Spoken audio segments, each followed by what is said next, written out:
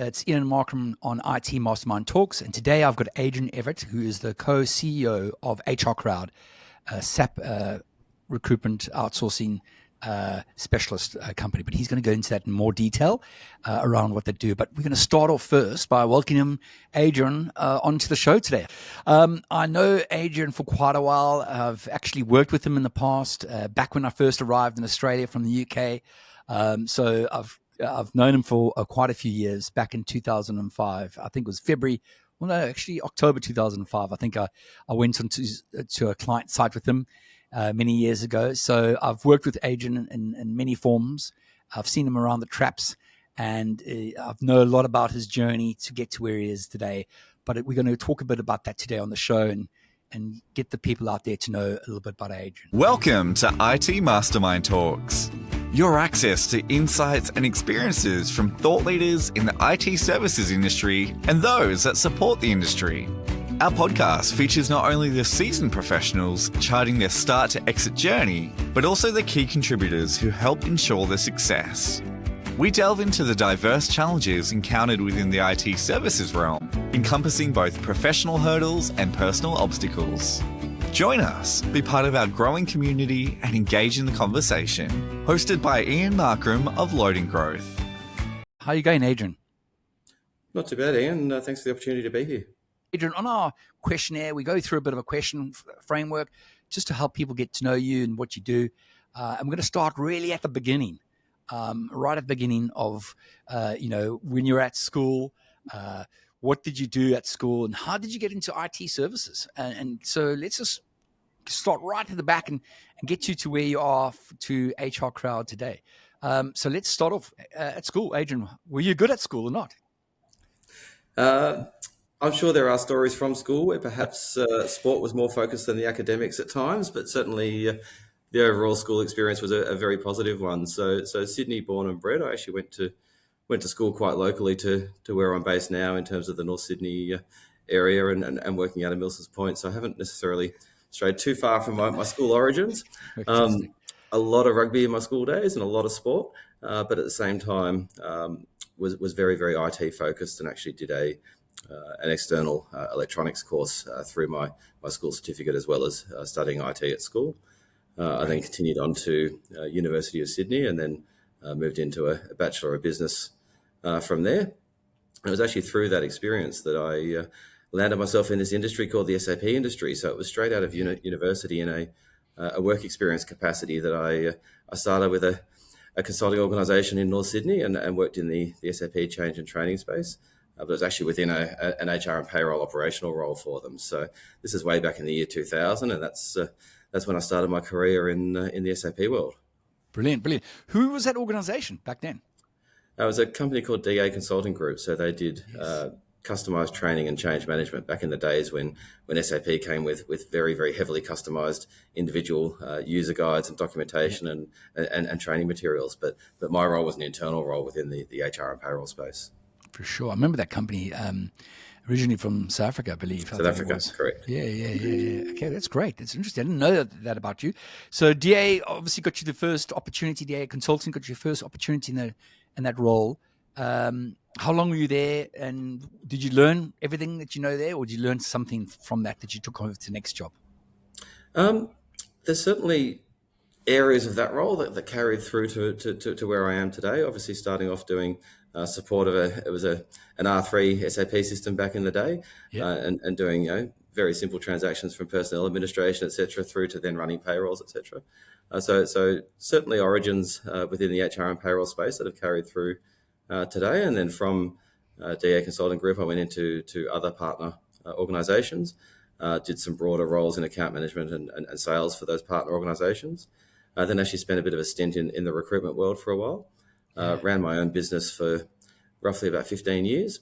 And then also at the same time pursued some other initiatives outside of the traditional SAP space. So got involved in the publication of a B2B SAP magazine called Inside SAP Magazine, which commenced around 2008.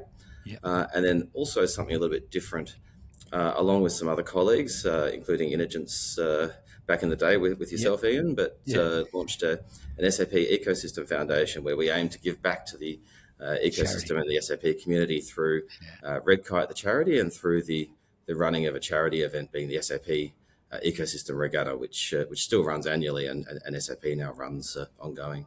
Yeah, that was a huge success. I've got to say, Adrian, well done for that. I mean, when you started that whole ecosystem charity, I presume you didn't think it was going to be as big as it is today when you left it and you handed it over to SAP.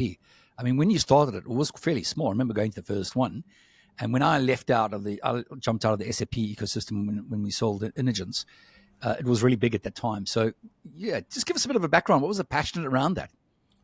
So there were two parts of it. We always tried as a smaller business and a smaller organisation at that time to do something to give back and something to help those less fortunate than ourselves, Nice. and those going through tougher times.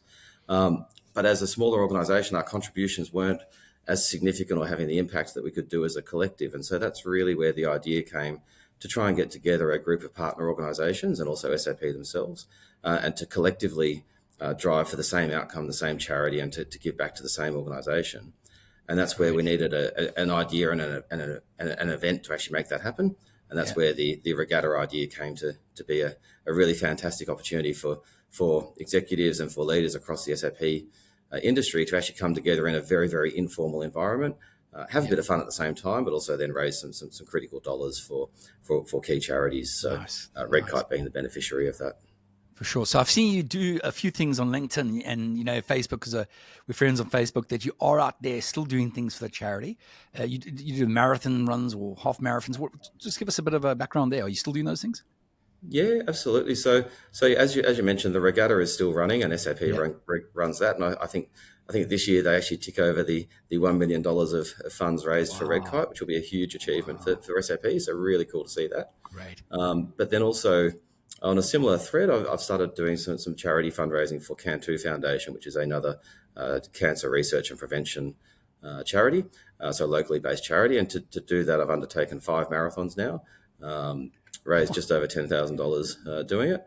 Have to admit, I'm not the fastest runner out there. I'm certainly not breaking any speed records, but we're having a bit of fun out there, and it's a good social event at the same time. But once again, it's just another chance to give back. We lead busy lives. We do lots for our customers, lots for our teams, lots for our work. But it's nice to actually be able to do something to give back and also look after yourself at the same time. Love it. I love it. I think it's such a big thing, and it's easy to do one-off, but you've done it so many years on 5 marathons, and now you've done it basically with Red Kite and the SAP ecosystem. I think it's brilliant. The other thing I think you did really well was that magazine right at the beginning, by bringing people together, thought leadership, helping people, have an opinion and put a position forward on how to do things properly in that ecosystem.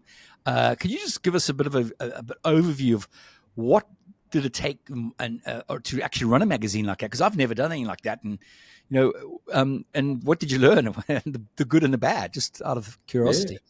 Yeah, absolutely. So there was a very steep learning curve in taking on a publication like that. Yeah. The idea was born out of, I guess, an absence of ANZ content and an absence of a real voice for experts in the Australia and New Zealand marketplace who were looking to make people aware of some of the really cool things that are happening down here.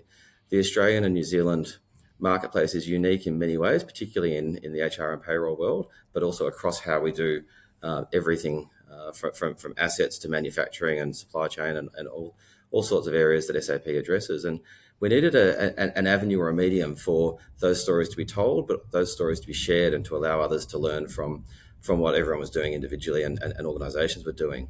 And so that's where the idea of the magazine came from.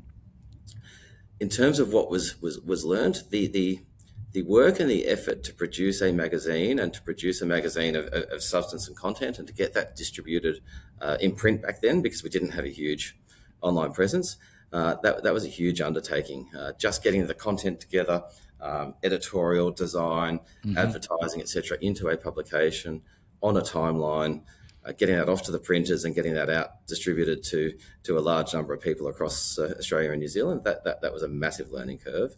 A lot of hard work goes into it. And I think it's a very, very valuable way to get information across. But I think in the modern world, I think people would be very grateful of the digital presence that everyone has has today to make our lives a bit easier. For sure.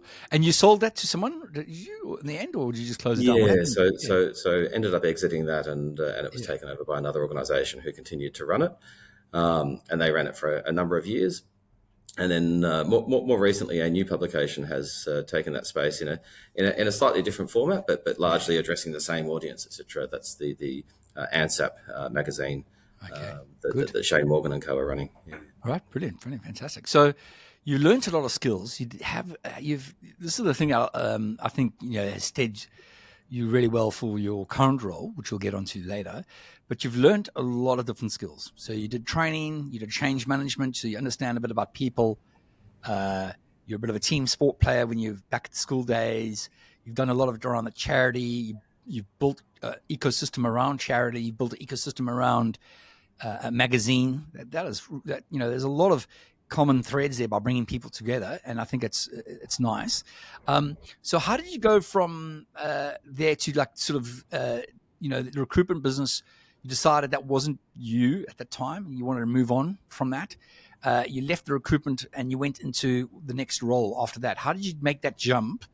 Obviously, you had a name, you had a good personal brand out there, so that I suppose that jump made it easier. Can you just talk through how that jump went to the next company, and what happened there? Yeah, And how did you grow? absolutely. So I guess my career started off working for consulting organisations and for system integrators, and that I guess is where I returned to after spending that stint in recruitment businesses.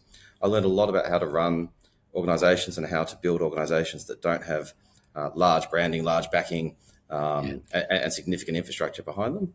The part I didn't have in my skill set was actually large enterprise organisations, how they operate, how they run from a consulting and delivery perspective. And so that's where I moved to a large global consulting organisation, and specifically the SAP practice within that organisation, and continued to build my skills, build my capability, and move back into that SI market where I now play today. For sure. And that was sales, focused in that regard. Yeah. Largely looking after some large accounts, mainly New South Wales based, but a few other national ones as well, and really helping them to drive growth through those channels. Great. So you obviously you knew the space you're selling into very well. You had a great team of people around you, I think, to support you making that transition at the time, if I remember correctly. And then you basically did really well in that role, I believe, and enjoyed it. Is that right? Yeah, absolutely.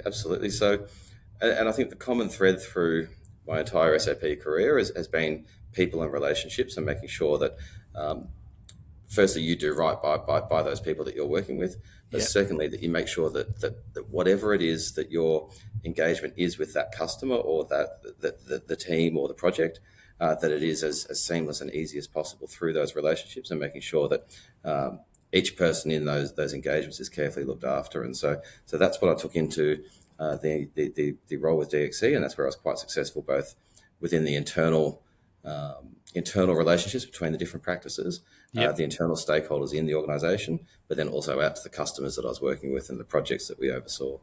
For sure. Those big companies, and this is no, pointing at any fingers about those big companies, but those big SIs, they become inefficient because they've got so much luggage between the two practices or three practices, and you've got to try and maneuver through that. It's a bit of a skill set to actually work on who's the right person to pull out to take them onto the site and do pre-sales with you, for example. So it's a bit of a skills. Can you just talk a bit about those challenges for people in those type of roles? Yeah, I think I guess this is from my experience and perspective only, but what I observed, not just within the organisation I was working with, but also the other large consulting organisations where we might be partnering on an opportunity. In those size organisations, the complexity and the matrix nature of those organisations can make it very difficult to navigate for the outcome that is actually for the customer rather than for the organisation you're working for. And sometimes the focus on that end customer or the project outcome gets lost in the process of how to get there.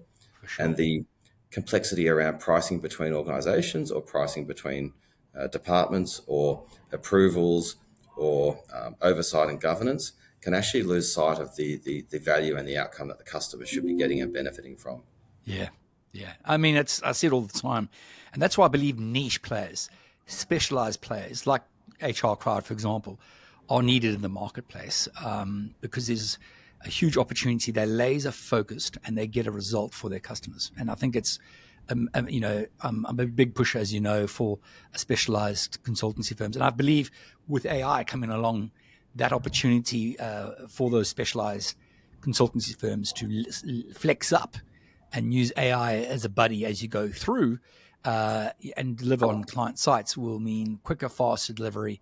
But also, you don't need the big offshore. You can start to compete with some of the big offshore teams as well around the price and outcomes. And I think more and more that'll happen over the next couple of years.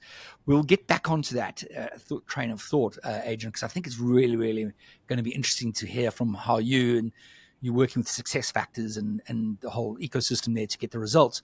But before we get there, let's just talk about some more fun things. You've got two sons at the moment. What are they doing at the moment? I think they snowboard quite a bit. They do jiu-jitsu. Can you give us a bit of insight into how your busy life is integrated with them? Yeah, so look, good time to ask on the first day back to school. It's a much more relaxed day for myself and most parents out there, I think. So after a long couple of weeks of them having too much time on their hands, then they're back to the routine. Yeah. So yeah, I've got two very, very active boys, one 16, one 14, both very, very sporty, very, very social, and very outgoing individuals. So it's no stop of activity in my house. Yeah, so there's a lot of football, a lot of rugby, and then the commonality in martial arts and the discipline to be quite progressed. Both of them are black belt karate. Both of them have done significantly in karate, both nationally and internationally as well. So it's been a pretty active journey, raising them and guiding them and trying to bring them up into the world as well. For sure. I mean, that's a lot of, I've got some active kids as well. So it's a lot of dropping off and picking up amongst trying to close deals, hire staff, make sure delivery happens. It's just like a bit of a blur as you go through the day, I suppose. It must be happening to you as well. So amazing stuff. Keep it up. And I hope only the best for your kids as they get older. So let's get on to the next piece now. How did you start HR Crowd? How did you actually form the company? And I know some of the founders as well. So that's pretty awesome as well that you've connected with those people. Can you just give us what was the pivot moment when you decided to get together and create a company? Yeah, absolutely. So, and I think, so there were three founders. There was myself, and then also Judith Carlson and Ernest Carlson, and all three of us have been around the industry for 20, 25 years as well, similar to yourself, Ian. Yeah. We came together for a number of reasons. Firstly, all three of us have that entrepreneurial drive to, build and develop a business and develop teams, develop practices. But the main driver was we saw an opportunity to do things a bit differently. We saw an opportunity to bring ourselves back to the real foundations of what we're trying to do as a consulting organisation in terms of delivering outcomes for customers, making sure that customers are getting the right value out of their investment in technology, that in our case, SuccessFactors or SAP HR and payroll, and to really make sure that the customer is at the fore of what we're trying to do, as opposed to some of those complexities we just talked about in larger organisations where some of that messaging gets lost. So we came together with a view that we really want to be a specialist. We wanted to be a niche within the SAP HR and payroll space. Mm-hmm. But we really want to make sure that we help customers to improve the lives of the employees who are actually consuming the system. Nice. And that means we needed to bring a combination of both business and technical expertise to the table. And we needed to do so in a way that was agile and flexible and able to work closely with the customer in a partnership rather than just doing it to the customer. And it's a very, very big difference in how you deliver technology. Yeah, interesting. So when did you start the journey? So we started the journey a long time before we started the company.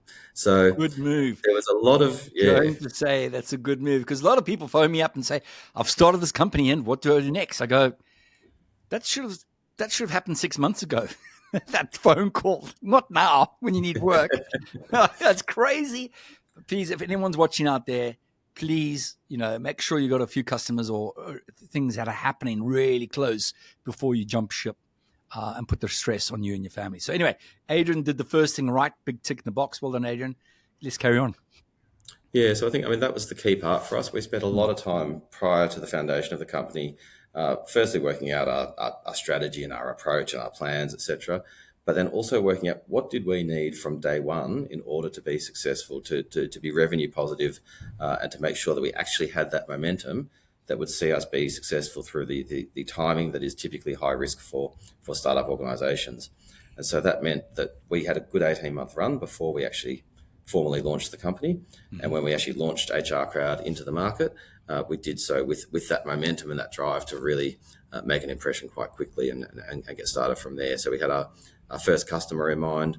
We had an existing view of the organisational structure and the leadership team that we wanted to have in place. Nice. And we knew what our steps were to go and execute quickly. For sure. This is like the best practice to start a company. This is you guys. Well done. So you had a structure in your mind about the organization. You had what the client was going to look like, the ideal client for you as well, which I think is really important because not every client there is the right client. And I say this to the people I coach is you've got to really be specific on who you want to target and make sure you get the right clients initially up front, not go for everything and become generalist too much. So can you just talk a bit about the first client that you won? And you don't have to mention names. You can just talk about what you did there. But how did you win that first client? Sure. So I guess key to HR Crowd and also to I guess my career generally has always been relationship driven, Yeah. making sure that the customers that you're going to work with or the customers that you want to work with know that you are there to deliver them an outcome and to help them to be successful and to make sure that you are going to help them to achieve or realize a return on the investment they've made in the technology choice. And so our first customer was a significantly sized Queensland organisation. It was one that there was an existing trust and an existing relationship with, where they knew that we were coming in there with the intent to really help them to improve the way that their system was being consumed. And that meant that we were able to leverage our relationships to work with that customer and really help them over a period of time to get more out of the system and to help their employees have a better experience in how they're engaging with SuccessFactors and really to help build out that SuccessFactors solution from there. So it's been quite a successful partnership, but it was one built on trust, respect, the deep industry experience of a few of the key people that we had engaged on that customer. But it's been a really good run from there. Yeah. So you talk about your org structure initially. You went out and hired the best people in the market by the looks of things, there's obviously that's probably was one of the strategies. Can you just talk through that strategy? As obviously you wanted the best people to be working in the best team, so you went out and hired the best people. Can you just talk a bit through that strategy? Yeah, so it was partly a deliberate effort to get the best people in the market, of course, but it was also partly a low risk approach because we know the people that we're working with.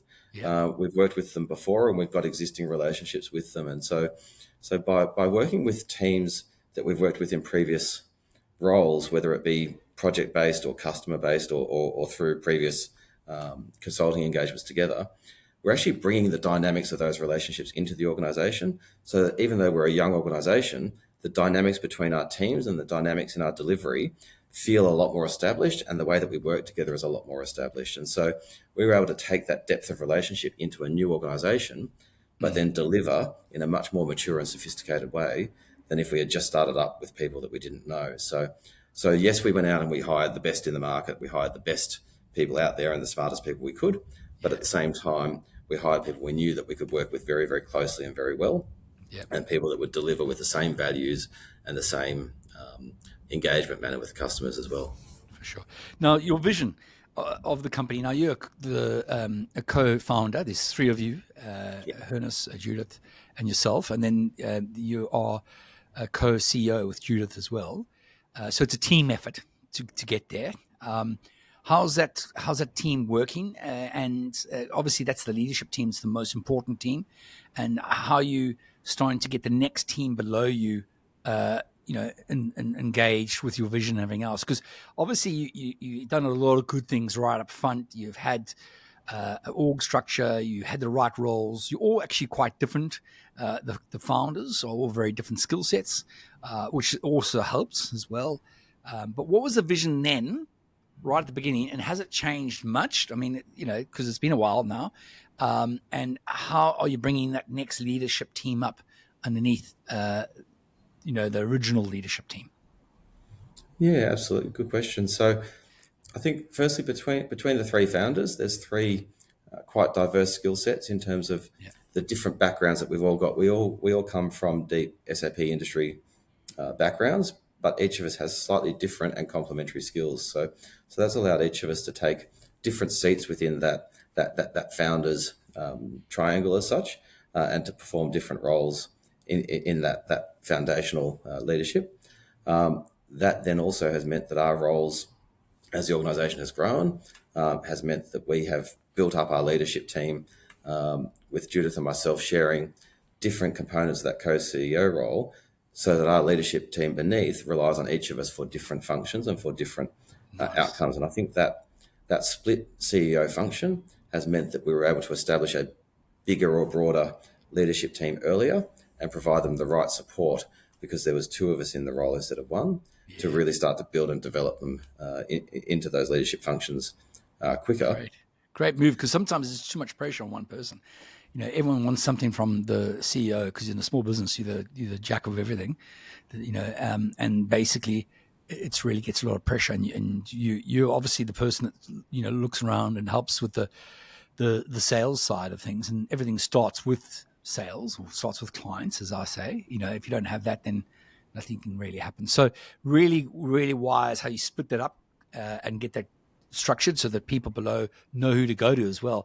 Now, one of the other things I forgot to mention, you did your law degree recently. Did you finish it in the end, or are you still doing it? What's the story there? Yeah, so that was an unusual moment of inspiration through the COVID shutdown. So too much time on my hands during COVID, and so during the lockdown, I did do that through correspondence, and yeah, finished it, Great. but never went into practice though. No, but it's probably helped you quite a bit at the beginning of your life with the HR crowd, because there's a lot of those legalities, contracts you got to go through, clients, understand that with staff and subcontracts as well. So that skill's definitely, I presume, paid itself back now, is it?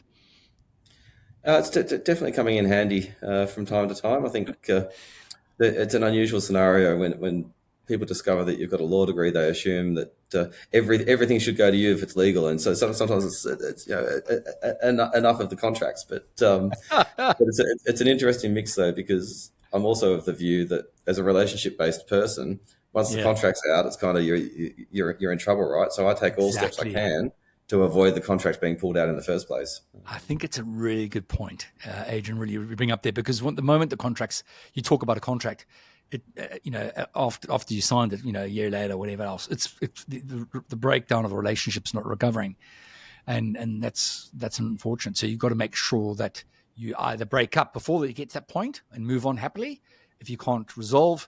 But really good point, because a small business like this, you can't take the hit, and it just doesn't go well if the breakup isn't good. And there's so many breakups with people, just like in marriage. People just can't get on well with each other after a while. So good point, though. You definitely don't want to get to the point where you have to pull out a contract and go through that. So going back onto the still the background and the journey of HR Crowd, what was the biggest challenge you faced in the early stage of your business? So even though we started off with the intent and with quite a deliberate approach to our recruitment, Yep. getting the first 5 people on board, the nervousness going into those meetings to negotiate to bring on our first five, and those were leadership positions as And they're well. expensive people, I presume, at that stage. Yeah. Very experienced and very established people who were already in happy roles and Yeah. very happy where they were. They didn't know HR Crowd, they didn't know the vision, they didn't know what we were about. Getting those people on board was probably some of the hardest parts of startup, I think, and we're so grateful to have gotten some really great people. Oh, brilliant, brilliant. So that's right. Yeah, convince them. And also you got to believe in yourself. So it's as you said, you're taking someone away from a really good role somewhere else and bringing them onto your team. and you got to make sure that your team can deliver what they had, at least at a bar level, what they had, and have an opportunity to grow within your organization. So well done on actually delivering on what you believed in at the time. And I think a lot of companies want to do that, but it's very difficult. Normally the answer around that is around cash flow, because the moment you hire people, you've got to actually deliver their salaries, and sometimes the client work gets delayed. As you know, it's not always on tap as we want it to be. So, but that's fantastic that you've got over that early hurdle by hiring the right people. All right, let me go into this is the growth and development stage of HR Crowd. How did you scale your business from its early days to where you are now? What are the 4 or 5 things, Adrian, that you think you did well, or maybe not, if you had to look back at it, that you could have done better, that actually helped you to get to where you are today? So it's probably a few areas of how we managed to scale quickly, and I come back again to that initial establishment of a leadership team very early on in our growth. Yep. That gave us the breadth, both geographically but also from a customer relationship perspective, to be able to build more established relationships sooner than if we had have gone the other way and started by just delivering to one project at a time. So I think that intent to really create a practice structure early and a leadership structure early was probably one of the key areas that allowed us to scale quickly. We focused very hard on our relationship with SAP early.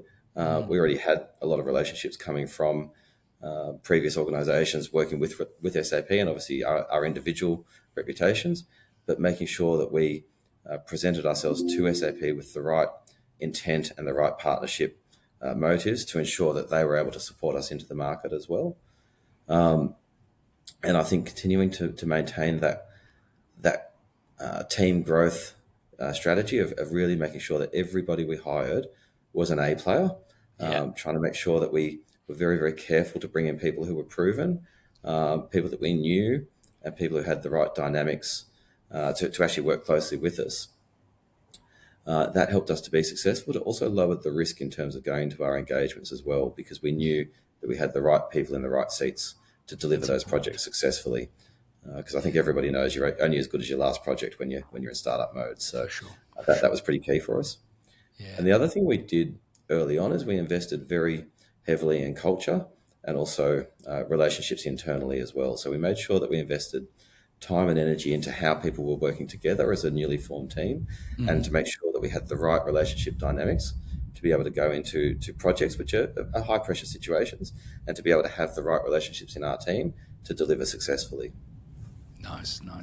So you mentioned a few things there that, you just, shot through them really quick, but they're big moments and big decisions you had to make. Obviously you backed SAP because a lot of you, it was part of the vision to be an SAP partner of SuccessFactors. How long did it take you to become a SAP SuccessFactors partner? Look, it's quite a process for anyone looking to go down that path, because there's a lot of governance and assurance that SAP wants to put on any organisation coming into the ecosystem. Not just in terms of an actual process, but making sure that partner is going to be there for the long term, to make sure that they can continue to service a customer over a significant period of time. They want to make sure that the right barriers are there to prevent people coming in for a short period and then not delivering the right value to a customer, and obviously then impacting an SAP relationship. So there's quite an arduous process to go through. Yep. A lot of qualification steps, a lot of different types of reviews, not just your ability to sell software or to sell a project, but your ability to deliver it and then maintain it, the adoption of the solution, the ongoing customer engagement, and making sure, obviously, that the customer continues to get the most out of SuccessFactors in particular. So it's quite a process. I'd say it's probably roughly around 6 months to get through all that, but I think because we'd done all the planning prior to starting HR Crowd, I think our journey might have been a bit more accelerated than what others might experience out there. If they started day one and didn't have the artifacts and the background and the qualifications and the certifications in place, it might take a bit longer. Yeah, that's it. Doing all that pre-work up Yeah. front saves you a lot of time. You mentioned about the big projects. Can you just talk about the size of the projects for people there that are not aware of what success factors is and what does it really mean to do, let's say, a brand new implementation at a large company at Success Factors implementation? Can you just talk about it? Because it's big and it's stressful. So, yeah.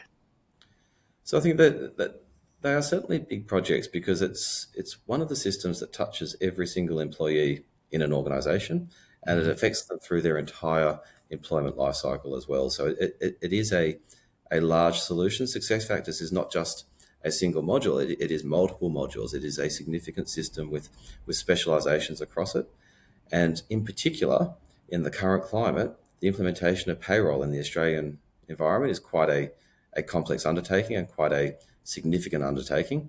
It just happens that as we started HR Crowd, legislation, etc., passed where things like underpayments became criminalised in Australia. So it's the current climate is certainly quite a tough one on payroll, and it's very, very critical that organisations get that right. So when you're implementing success factors for a large enterprise organisation, it's not just the design and the build in complex Australian or New Zealand time and attendance, for example, or payroll environments. It's the testing and the UAT to make sure that's absolutely spot on correct before you can go live that sees these projects take anywhere from 6 to 12 months to deliver. So sometimes shorter, sometimes longer. Yeah, and I think one of the key things that HR Crowd did to be different to others is in that pre-work that we did before we launched HR Crowd, we spent a lot of time and effort investing in an accelerated solution that we call Elevate by HR Crowd, which is a pre-configured accelerated deployment approach, which has been very, very successful in helping customers to firstly decrease the timeline, decrease the cost, but most importantly, to de-risk that implementation, to use tried and proven systems to make sure that you can get through to the end of the project with a completely compliant system. Fantastic. So that's your method, your IP. That's where your special spices, and you package that up into a nice solution, and you can actually guarantee certain things from that delivery, and that gives a great outcome to clients. So that's awesome. Yeah, well done. Now, just talking a bit about the regulation. Do you know if the regulations worldwide are as strict as Australia? Because you're right. You see in the press all the time of these big companies, multinationals, or big billion-dollar companies in Australia that haven't been paying their staff somehow for 4 or 5 years, or incorrectly, because it's quite a complex system. And me owning 2 breweries, you have different wage, for each type of day and type of level of staff, and it gets complicated just for a 15, 20 man brewery operation. So are we overcomplicated in Australia, or is it like that in Western worlds as well, Adrian? Do you know? So certainly we are up amongst the most complex in the world. Both Australia and New Zealand have complex environments in terms of how we manage time and pay and generally awards and EBAs, etc. So we're definitely in the more complex of the environments out there.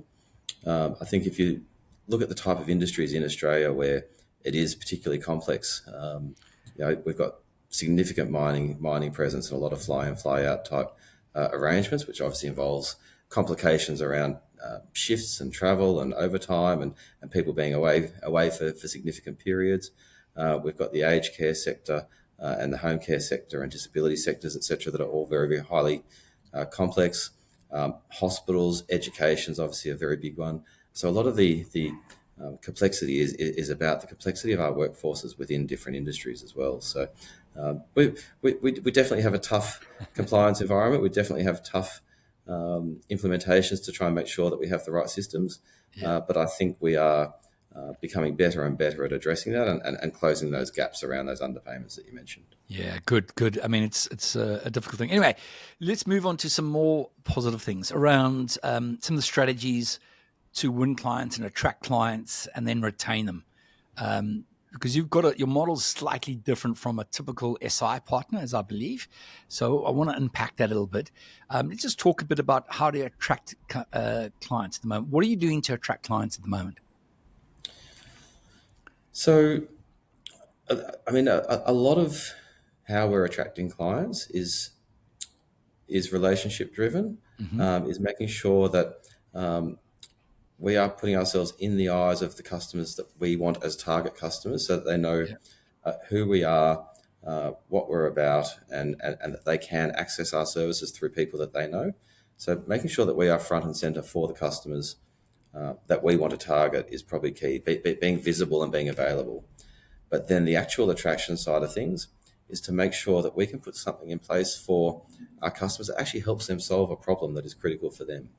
Yep. And that's where we were very deliberate in establishing an advisory capability up front, where we can actually help the customer before they've even made a technology decision. So before they've decided that SuccessFactors is the answer for their organization, we're helping them to address the business challenges that they are trying to meet through whichever HR or payroll technology they end up choosing.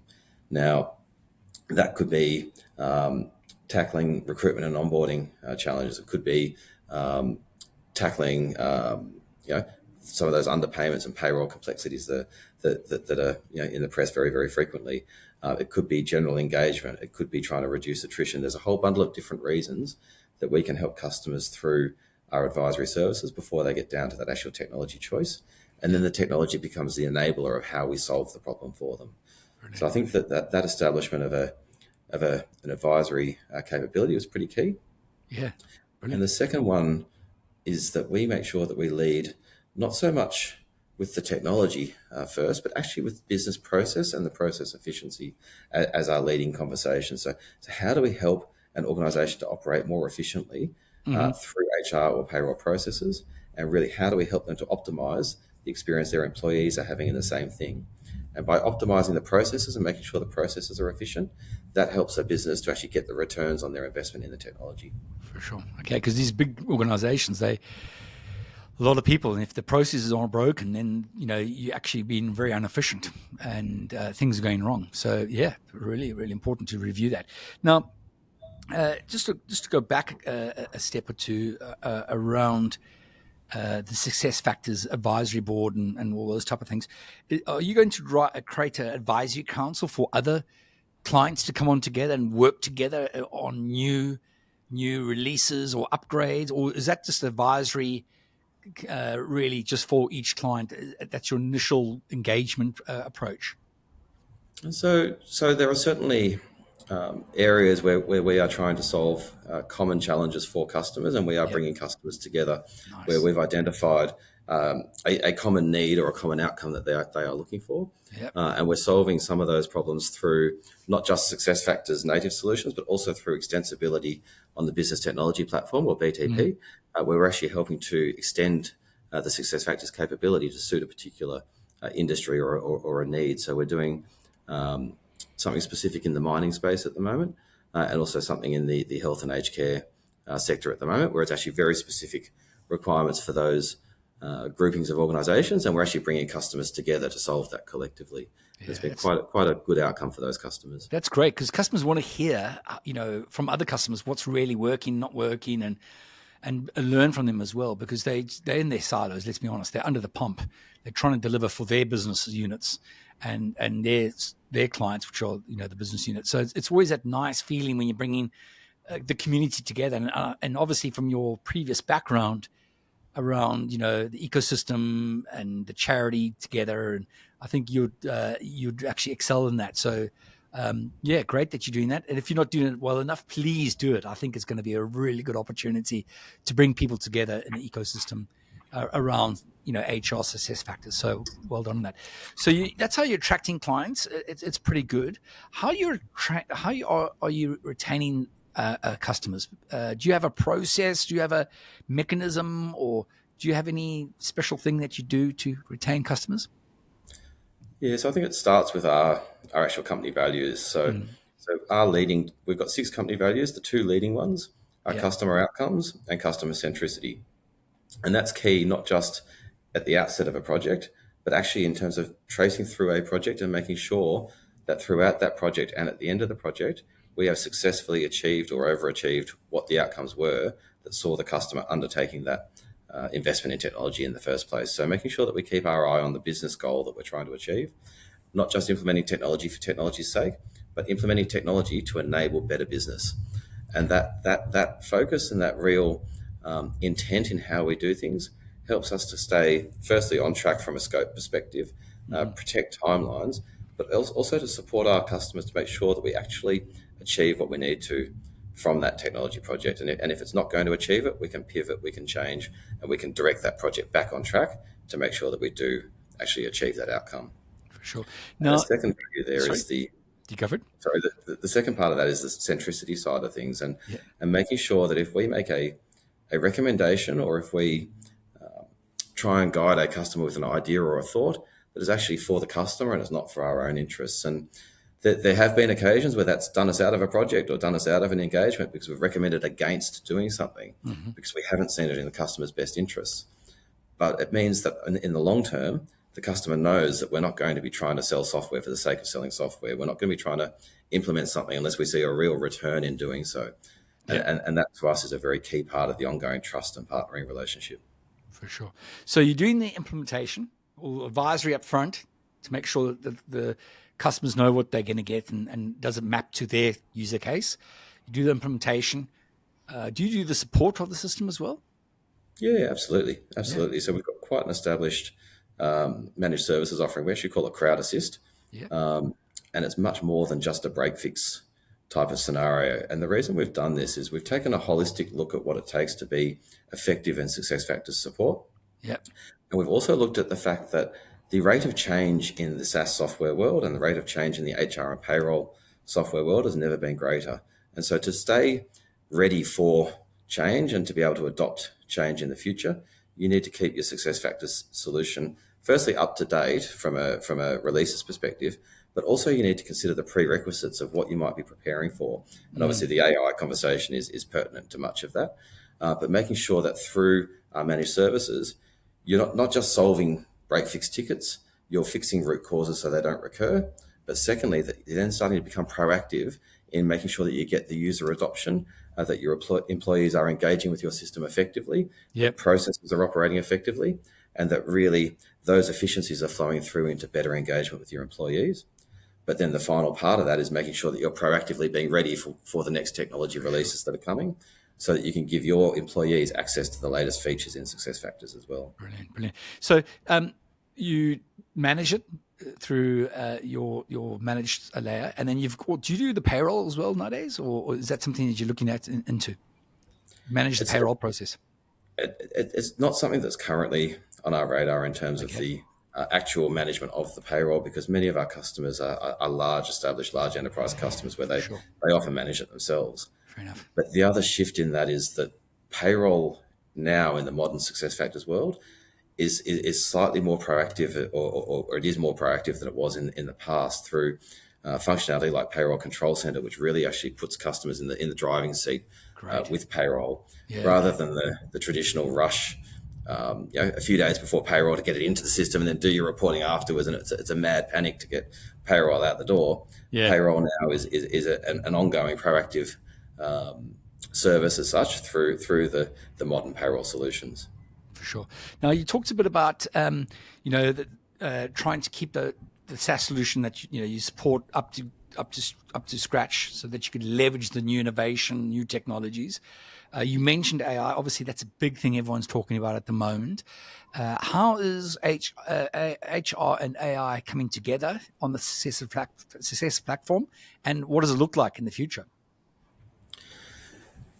Yeah, so I think if you go back to just the most fundamental parts of the highest volumes of transactions that an HR service desk might get, payday. Everyone wants to know why their pay slip is different to the last period or the period before, or how it's interpreted. Yeah. The ability of an AI agent or Joule in this case to be able to answer that question on the spot, on the fly, by interrogating its own data and looking into your payslip for you. That type of functionality, when you put that into the field and you spread it across 20 or 30,000 employees, that's a huge time saver for an organization, Wow. huge cost saver for an organization.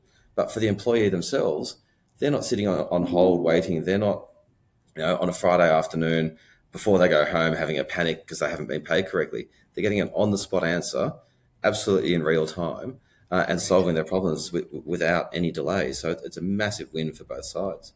That's a In brilliant terms of use case. It's a bit so because really at the end of the day, everyone is the number one thing you got to worry about when you have a services business or any business is your staff. And if they're not getting paid or they don't understand the payroll process because it's changed, well, because last month it was last month and it's like 30 days, you don't remember what it was. So I suppose that must cut down a lot of noise. Yeah, absolutely. It's a huge time saver, and it does cut down the noise, Yeah, and it makes it so much easier for people to be able to um, relax knowing that they've got the surety of an immediate answer. yeah, When it comes to people's pay, and particularly, Australia's got very high cost of living at the moment, and people are under significant stress. To be able to get immediate answers for things like that can make a real difference to employees who may even be living week to week and dependent entirely on the answer being real time. So putting that power back into an employee's hands, I think, is quite a critical step forward. yeah. Great. So Joule is the SAP AI machine. Explain that to anyone out there, what that really means. So it's an interesting one in terms of Joule right now being the success factors AI chatbot per se. You can ask Yeah, it many, many questions. It's evolving every single day, and the ability of it to deliver answers and outcomes keeps progressing more and more. It's actually a really, really cool interface. mm, But where it's going in terms of the agentic AI world and the ability of an agent to talk to an agent is that Joule is now extending outside of the success factors world. It's able to interrogate answers from other chatbots. It's able to bring answers back into success factors. It's able to go into another system, whether it's a time and attendance system or a third party safety app or yeah, something like that, and actually interrogate that AI bot and bring back an answer into success factors as well. So the power of Joule is actually increasing every single day. It's pretty amazing seeing how quickly this progresses. yeah. It's amazing. Are you using any sort of AI to help with the delivery of your projects at the moment, or is that something you're planning in the future? So there is the evolution of Joule for Consultant at the moment, which Hmm. is being reviewed and adopted in some parts. It's not extensively used as yet, but I think that will start to emerge more and more. Yep. Um, Yep. and I think it's that same ability to refocus consulting effort into the areas where it's higher value or requires people decisioning as opposed to AI decisioning, Yep. and allowing us to refocus our consulting workforce into the really higher value or relationship driven or workshop driven environments, and taking away some of the more menial parts of consulting work that perhaps might have taken time in the past. So using Joule for Consultant or other tools, other AI tools, helps us to really make sure our customers are getting the most out of the time that they engage us for. Okay, brilliant.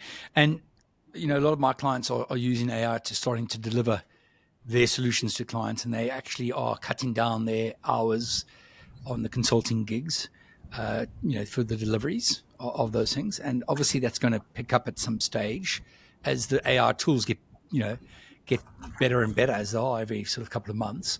Um, how does the model at HR Crowd look like? Because obviously, you had a team before.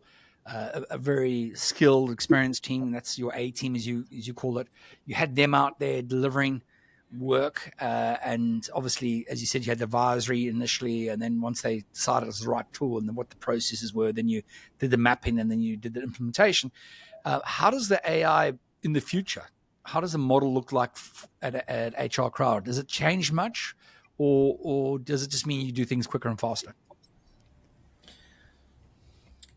So I think it's going to be an interesting path to see exactly how far the AI capability can actually drive implementations themselves. There are certainly areas where we are seeing the use of AI accelerate the ability to configure or to create repeatable processes, and obviously Yep. within the solution, the ability to take high volume processes and make them repeatable through AI.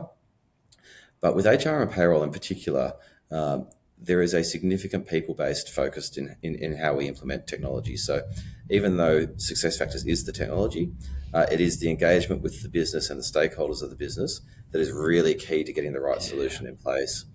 And I think there are some areas that AI won't be able to close the gaps in terms of those people engagement sides of what makes a project successful. I think you're right thinking about it. I mean, you're obviously doing this every day, but you're right, because everyone is really always concerned when it's come down to payroll and HR, because it's such a big contentious thing and you can't get it wrong, that it'll be one of the last things to probably go into AI as much as the other areas potentially.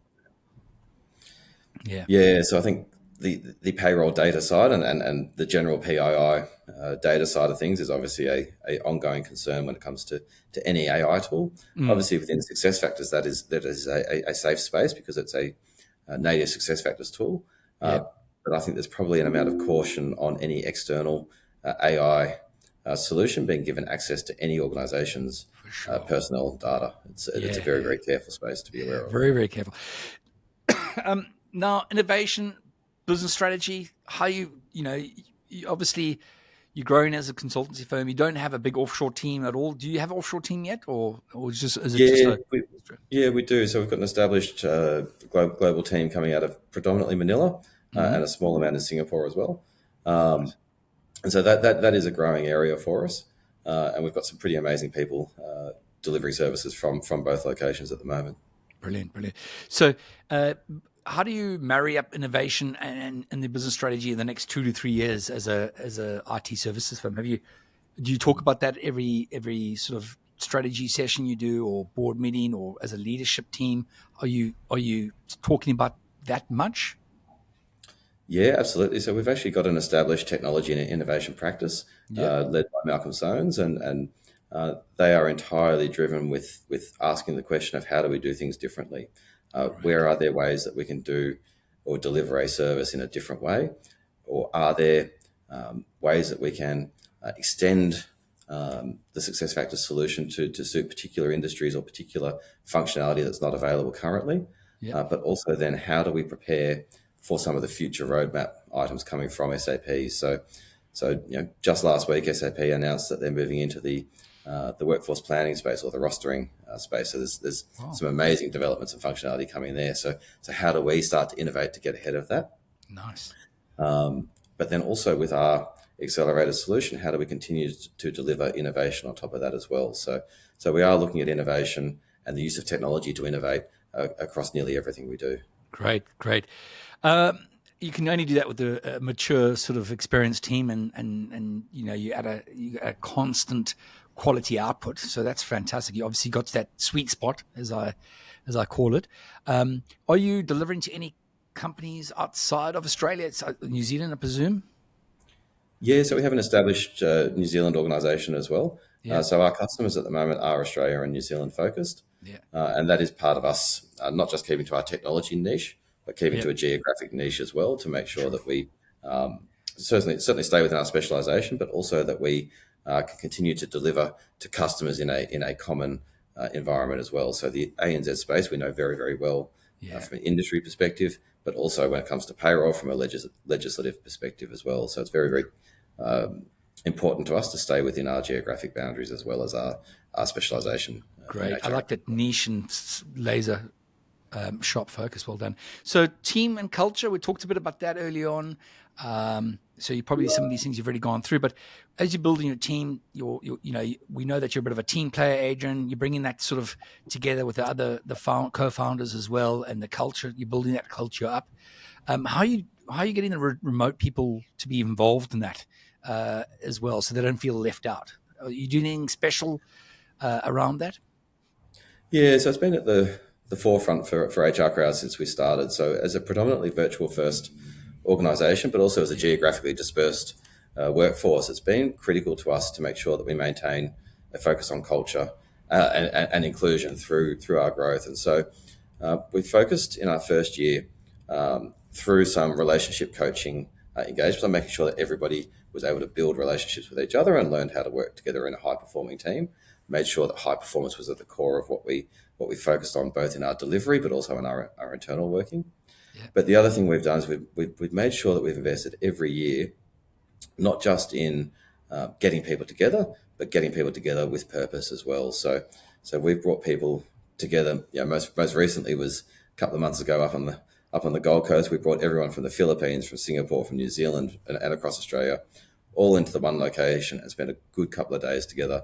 We made sure we spent the days working on how we're going to plan for the year to come, and maybe the evenings were slightly lighthearted and less serious than the days. But the value of bringing people together, the value of making sure that people get time in person, is really, really important from a culture perspective. Yeah, I think you The other spot thing we on. have is two very personally focused values at HR Crowd. We very much focus on making success fun and celebrating our successes, making sure that we celebrate not just organizational success, but individual success.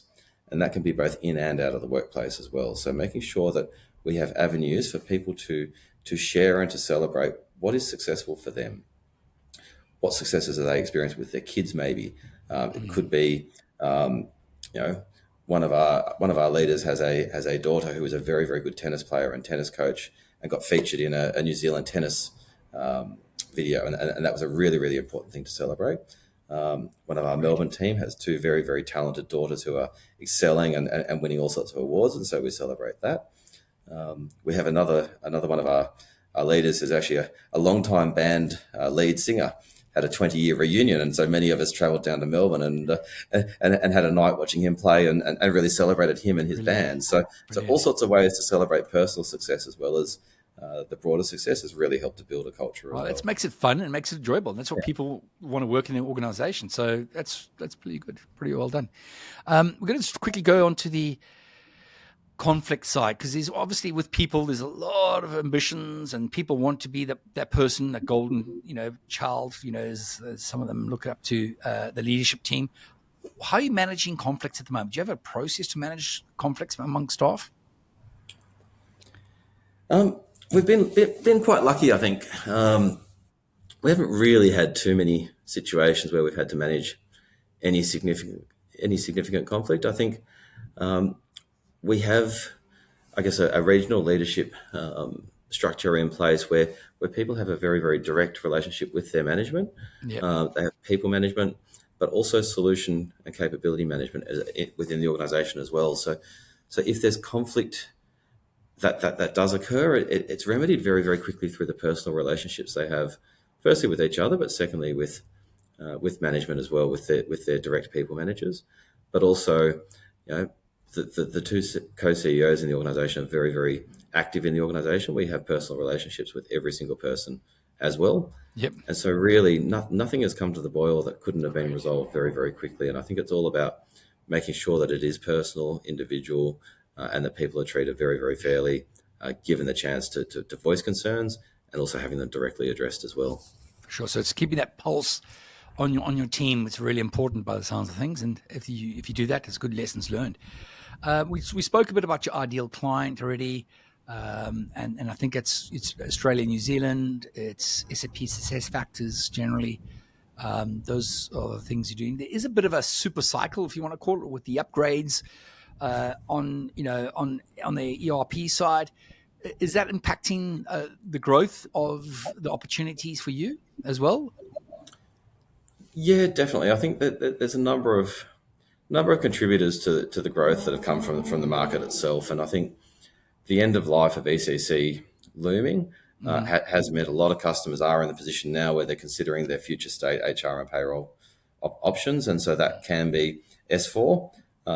Some of the larger complex time and pay customers might choose to go there before going to success factors. Yep. But the majority of the market is going where the innovation is. The majority of the market is going where their long-term opportunity to innovate sits, and that really is with success factors. That's where SAP is investing their R&D and innovation. So most customers through that end of life ECC date are going towards success factors at a rate of knots because there is some urgency around it. So we certainly have benefited from that. Yeah, brilliant. There's always, you've got to have a bit of luck in the market. The timing's got to be right. Sounds like you've got a bit of the timing on your side, which is awesome. How long does that super cycle you think last for, Adrian? Have you guys looked into that at all, or put some numbers or dates or anything around that? So realistically, the end of ECC support is only a part of the journey. The emphasis on workforce engagement and employee engagement and the evolution of change that's coming through technology at the moment, we'll see that journey continue way past that 2027 date. Yeah. The way that HR and payroll processes are improving and becoming more efficient, but adopting new technology and new ways of doing things, this is going to go way past 2030 and continue on from there. So I think there's a very, very long future ahead for success factors and how it's evolving in large organizations. Great. That's awesome. Okay. Now, just quickly, some challenges that you've been through and you've seen in the IT services industry. What do you think, is the biggest challenge out there at the moment that you faced or people are going to face in the IT services industry at the moment? What do you think? Because there's a lot of movement. There's a lot of excitement around the AI. There's a bit of a worry. Jobs are going to be, in certain tech roles are going to be made redundant. What do you see out there that's happening, Adrian, yourself? So I think probably the amount of noise and messaging that is out there from so many different vendors with comparable solutions out there, not so much comparable from an HR or payroll perspective, but the amount of different choice there is in the emerging technologies. So if you look at the amount of people offering AI solutions at the moment, For sure. or the amount of people trying to automate processes and provide very, very pointed third-party products to add on to, or the amount of different people with data solutions and things like that, that broader noise can take away the focus on actually what is the technology choice that an organization is making. And I think it's quite a difficult thing if you're on the receiving end of so many different vendors trying to sell you so many different technologies to actually determine which way you should go or which way you should cancel out that noise and focus on the path that's already in front of you. Yeah, I think you're right. There is a lot of noise. Every second person's an AI consultant at the moment. And It was sort of like in my day when we were doing analytics, it was reporting initially, then it became analytics, then it became BI, business intelligence, and it's sort of, and then a data scientist, it sort of evolved. Now everyone's sort of an AI consultant at the moment. So there is a lot of noise. I see it across my clients I coach. That some of them have got an AI division in the team that's delivering AI to clients. And it'll be interesting to see where it all lands eventually. As there's always that hype cycle, as we see in Gartner. Have we hit the ceiling yet, or when's that going to hit? Or there's always that downside where people have overinvested. So we'll have to wait and see what happens there in that sort of space. Now, who's your typical? Do you have a typical competitor in the market? Is it the big 4 or 5, or are there other niche players competing with you? And how do you sort of work out where your position is in the market as well, Adrian? Yeah, absolutely. So it's an interesting market. The success factors market, I mean, the SAP market generally, but the success factors market, we all know each other. We all know where we play. We partner with organizations. We help organizations that also we compete with on other opportunities. So it's really about what is the customer and what is the project and how do we form the right team to give them an outcome. So sometimes there will be opportunities which need to be led by one of the tier 1 organizations. And so we wouldn't choose to encroach on that space and we choose to partner instead. Sometimes an organization wants a much more agile niche player who can bring real business expertise to the table in a manner that's really, really easy to engage. And that's where we would go and really help that customer through. Sometimes a customer wants that niche specialist organization as opposed to a tier 1 because they're trying to solve a very specific problem. So we find ourselves both partnering and competing with the ecosystem, both with the other niche players and also with the tier 1s. But then the other area that we focus carefully on is making sure that we can provide end-to-end capability, where customers want an end-to-end ERP solution, we will partner with organisations who might specialise purely within the ERP space, so the S4 public cloud space, or the more traditional S4 space around finance and logistics and supply chain, etc. So we leverage a lot of partnerships across the marketplace. And once again, that's back to relationship-driven delivery. For sure. All those big organizations that have a success factor need, is that going to be limited at some point? Because everyone's going to have a solution. It's either success factors or a competitor tool to it. Will there be a point where it's very mature, that market? I think the market is constantly evolving because it's reached a volume of organisations running either a success factors or a competitive product. Yeah. But there's always going to be that amount of the market that is looking to change. So I think that the market maturity has significantly progressed. Where is interesting is the emergence of SAP in some of the mid-market spaces, the small to medium enterprise, where SAP and SuccessFactors technology has become much more accessible than it ever was before. And that's not just through the actual licensing consumption side, but it's also through the rapid deployment and implementation through accelerated solutions like Elevate by HR Crowd. So the ability of small to medium enterprise to actually achieve that maturity through tier one technology has never been easier for them to obtain. Great. Now we're going to just talk a bit about the personal side of things, Adrian. Some sticky questions. You've got an awesome business; it's going really, really well, but it could not have been easy the whole way through it. I mean, we all know as business owners, you have your cycles of positivity, and then, drop off a cliff, something goes wrong, and you work out, how the hell are we going to sort this mess out, or how are we going to change that challenge? Can you just talk about a failure or a setback and how you overcame it over the last couple of years? Yes, look, I mean, every quarter presents its different challenges, and markets go up and down, and activity levels go up and down. I think for us, we have had a reasonably fortuitous run in that the market has been quite buoyant for the majority of our time. So it's been a fairly good couple of years for us. But we have had projects go on hold because of reasons outside of our control and things like that. And that for a small business can be quite difficult when you're all permanent employees like we are. It's a very, very careful thing to manage the cash flow and the utilization and the typical levers of a services organization. And so if a large project gets paused for a period, that can create an immediate bench problem for a services organization. So for us, that created a need to very, very quickly pivot to make sure that we could get and obtain work in a way that was going to be good for us and good for our team members, but also to make sure we didn't have any significant gaps as a result of that project pausing.